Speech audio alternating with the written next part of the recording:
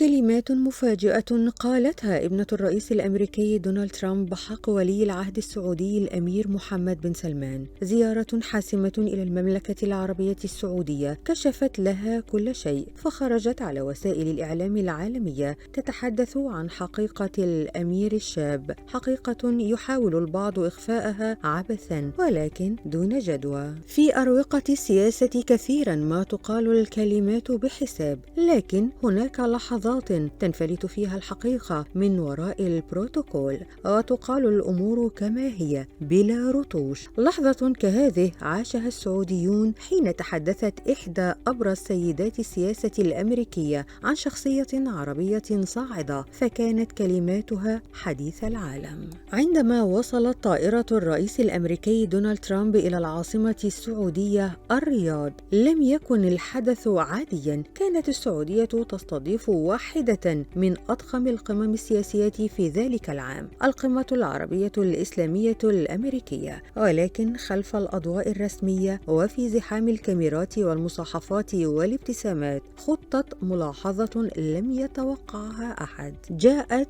من إيفانكا ترامب. إيفانكا سيدة المجتمع الأمريكي ورائدة الأعمال والمستشارة المقربة لوالدها الرئيس، جذبت الأنظار منذ لحظة نزولها في أرض المملكة. بملامحها الهادئة ونظراتها المتزنة بدت وكأنها تراقب أكثر مما تتحدث، لكنها حين قررت أن تتحدث كان حديثها مفاجئا في مضمونه، واضحا في رسالته. قالتها ببساطة ولكن بقوة: محمد بن سلمان شخصية محفزة. ثم تابعت: إنه مؤثر في الشباب السعودي والعربي والمسلم لما يتمتع به من صفات قيادية نادرة، ولأنه طموح ومحب لوطنه وشعبه. لم يكن مجرد انطباع عابر من ضيفة رئاسية، بل إشادة علنية من واحدة من أبرز النساء تأثيرا في السياسة الأمريكية آنذاك. جريدة الرياض السعودية نقلت التصريحات وأصبحت العناوين في اليوم التالي مليئة بتلك الجملة: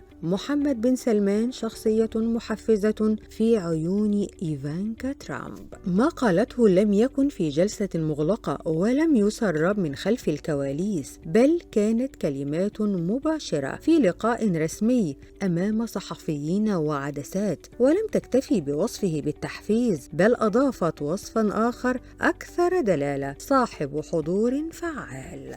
هذا الوصف لم يكن نابعاً فقط من إعجاب شخصي، بل من قراءة دقيقة لمشهد سياسي واجتماعي مختلف. كانت ترى ما يشهده الشباب السعودي من تحولات، وما يمثله الأمير محمد بن سلمان بالنسبة لهم من طموح وقوة دافعة نحو المستقبل.